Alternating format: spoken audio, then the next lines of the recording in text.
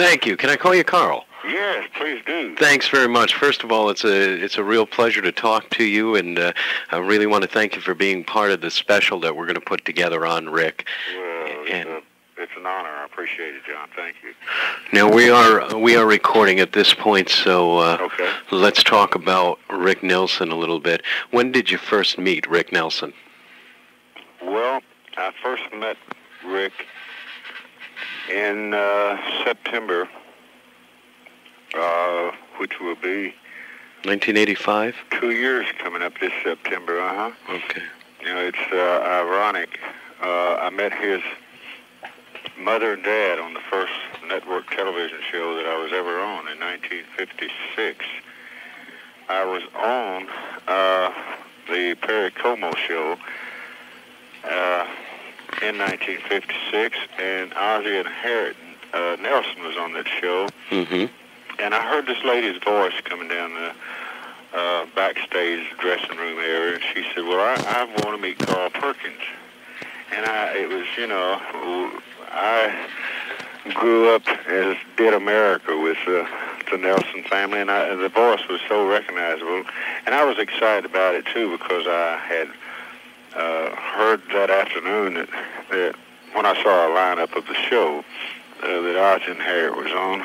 So she came to the dressing room door and was just so sweet, just like the television show, you know. And right. She said, "It's just a pleasure to meet you, and I just want to tell you that little Ricky he just idolizes you."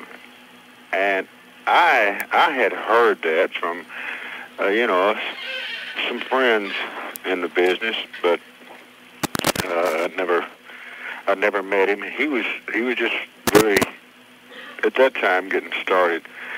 How did you feel knowing that he was your you were his idol, rather? How did it feel later on when he became a teenage idol in his own right? Just really overwhelmed by that. I really was. I couldn't think, and to this day, still cannot think of what I've ever done to, you know, deserve artists like Ricky Nelson to be influenced by my little simple music. I don't know. I'm very gratified by it, but I've always found it hard to place it, you know, within me. I just feel very fortunate, very, very honored by it. I always was. Now, when you met Rick, and this was during, as I understand it, the recording of the Class of '55 album, which just won the Grammy. Right. When he first met you, keeping in mind that you were his idol and such, how did he act toward you? Did he seem a little like he was coming face to face with his boyhood idol? Well, I'll tell you, I felt it, and I really believe he did. I've been in those situations, you know, myself through the years, with meeting guitar idols like Chet Atkins and some of the great blues guys that I admired through my life. And I know it's you wanting to say the right thing, and it's kind of, it gives you that little schoolboy inferior shaking feeling. And I felt that when I saw him walking across the studio. Such a handsome dude, so healthy looking, still so young looking, just and had that great little crooked smile that he had. He said, he put his hand out, and I met him about middle ways of the floor. I saw him coming that way, and so we just met and shook hands, and but then it just went right on into a gentleman bear hug, you know. I said, golly, Bill. He said, it took a long time, didn't it? That's wonderful. I'll never forget him saying that. He said it sure took he said it sure took a long time. I said, just a little too long, Rick, man. How are you doing? You know. And then we kind of paired off a little bit that afternoon. He'd slide over, and we sat around together quite a bit, and we talked about working some together next year. I said, man, I sure would love to open some shows for you. Mm-hmm. He said, oh gosh, you serious? I said, I sure am, man. He said, but it'd have to be the other way around. I said, no, it can't be that way, Rick. Now, tell me a little bit about the recording of the Class of '55 album. Besides you and Rick Nelson, who else was involved with it, and what was that like to work with these people? Well, it was a great week. As you know, it happened here in Memphis. A producer by the name of Chips Moman had the year prior to the Class of '55 album done an album with Johnny Cash, Waylon, Willie, and Chris Christopherson, the Highwaymen. Mm-hmm. And Chips told me that during the making of that album, he got thinking, he said, wouldn't it just be rare and maybe a great thing if I got four of the old Sun record guys together, and he said, the more I thought about it, then I thought, well, why not go into the old Sun studios and make an album? So, according to Chips Moman, that's where the idea, had its origin. He then decided that, he'd take the modern equipment, which he did have out back in an 18-wheeler truck. We didn't use the old Sun equipment. Of course, it's not in there anyway.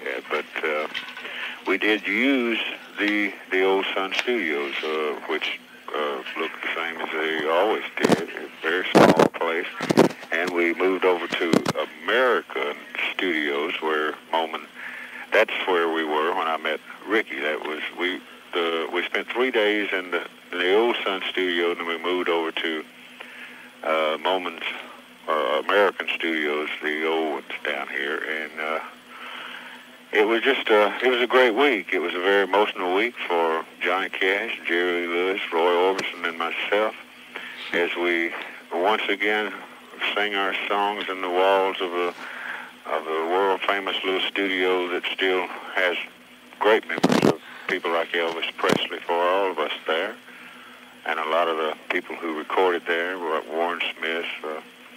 A lot of them are passed on now, but we talked about, things like, hey, Carl, you remember the day we was playing so-and-so, and Elvis walked in, and it was, there were some very highs, very low points of that week. There was some sadness. Anytime you're reliving part of your life 30 years later, there's sadness in it, especially for me. There was the very spot where I stood and sang, Blue Suede Shoes with my two brothers, and they're both gone now. And as the week progressed, news started getting out around the country that we were down here, and so everybody started talking about. I know Chips Moman said, "Gosh, I think Ricky Nelson's coming in Saturday." Was it Friday or Saturday? I believe it was Friday night, really. And John Fogerty, the judge, my friend Dave Edmonds flew all the way from London, England, over here to Ace County. The studio just filled up, and it was electrifying. It really, really was. That spirit that only music can give us all, had us all lifted very, very high. It really did. How was Rick to work with? How did you find his work habits, his professional habits? Oh, just you said the word, professional. That's what the man was, in every respect. I had always heard through the years of how nice a guy he was, how humble he seemed around other artists. I never in the life of Rick Nelson, heard a bad word about the boy, and thank God I got to be around him before he left us, and I joined that long list of saying he was one of the super nice, really humbled, all-American type boy. I mean, just a super active fella, no smart aleck. I mean, if anything, he act like he. If you can be too humble, I've never felt that you could. If it's possible, then Rick could have been a little bit too humble. He was just he was so nice, and it was I really felt some magic. Rick, Dave Edmonds, and a little boy that was playing guitar for Johnny Cash then, who is now doing pretty good for himself, Marty Stewart. We got us a microphone and we had our own little quartet. We kind of paired off in fours, what you call four pair, but that's the way we did in the studio, and we kind of got over in one corner, and I kind of like the way we sounded. I mean, we had our little harmony line together. Carl, I'd like to ask you two questions here that are related. Number one, obviously you, with the rest of the world, heard the different things that Rick had done throughout his career musically. And Sure. the two questions are, number one, how do you view Rick's contribution to the music world? And number two, having worked with him later in his career, what sense did you have about where his career was headed? Did you see a resurgence and a new spirit in him? Address yourself to his contributions and where his career was headed in your estimation. Okay, I'll try. Number one, to have the pressures on you before the spotlight ever hit you, as Rick Nelson had. As I said earlier, a lot of America grew up watching this little boy grow up too, from the short pants to doing his records on the television show. And it's very, very, very hard, I'm sure, to feel the expected shoes that Rick Nelson had to feel with his music. He had to be better, really. And I'm very serious about this. This boy had to be better than just really good to even have got any attention with it, because the world's ready to laugh you down when they, they say, well, he's a rich little kid. He grew up in Hollywood, an actor, and here he is wanting to be a teenage singer, idol. But he did. He did it because he was qualified to do it. He had talent. Ricky Nelson, if he liked what I did or whoever or how many of them together, it didn't come out that he didn't copy anybody. I listen to his old records. I hear the very identifying sound in his style of singing. True, he sang rockabilly songs and could very well have been influenced by some of the early rockers, but we all borrow here and there. But he didn't sound like anybody. He sounded like Ricky Nelson, and he had to be super talented, or he'd been laughed out of the business when he started. So that's the number one question. Number two, when you have that kind of talent, you may have some, as we say in the business, some dry spells, some spells when music's taken off in kind of different directions, and you're not on top of the charts all the time. But as evident by his career, you had to keep looking at the corner of your eye, because Rick Nelson could strike with a hit anytime. With songs like Garden Party, so many that was an expression of his inner soul that he come out in the form of a song, just told people like me and the rest of the world, look out, I'm not through. And he was by no means was the boy through. I think he was he was getting set to maybe have a string of really good records.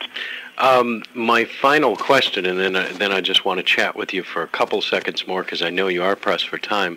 But my final question, which I will ask everybody that I interview, you have a very personal perspective of Rick, having known him, having worked with him, and I would like to know, how would you like the world to remember Rick Nelson? I'd like for the world, young and old, to think about that young fella who had the chance to and had the qualifications to have been a super actor. I mean, the boy, all the groundwork was laid. He did it himself. Plus he had a lot of doors open for him out there. But he walked away from a profession that so many people in the world would run and stand in line for the rest of their life to get to be on the big screen. But see, Rick wanted to play his music, and he played it. And I think I'm speaking for millions around the world. It was just such a shame to have lost him at such an early age when I think he had many more great records in him. And it's very inspiring to any youngster out there that, it would have been tougher on an unknown. I mean, it would have been easier on an unknown to have started in the business than it was for Ricky. As I say, with all the pressures he had to be super talented with his styling and his singing to have made it, stayed there, and was ready to strike. I mean, he really was. I never saw him look any better than I saw him the one and only time. I've seen many pictures of him through the years, but he looked like a man about to happen again. He really could. He had the charisma. He had that certain something that you have to have on that stage. I loved him. He was one of the sweetest guys, and I could just only kick myself and will in my own way the rest of my life for not getting to know him before. Yeah. It's so sad that we went so long and never met him. But I'm thankful that I finally did. And I'm thankful that you were on the show. Carl, thank you very, very much, sir. Pal. I'll be in contact soon. Okay. Thank you. Bye-bye.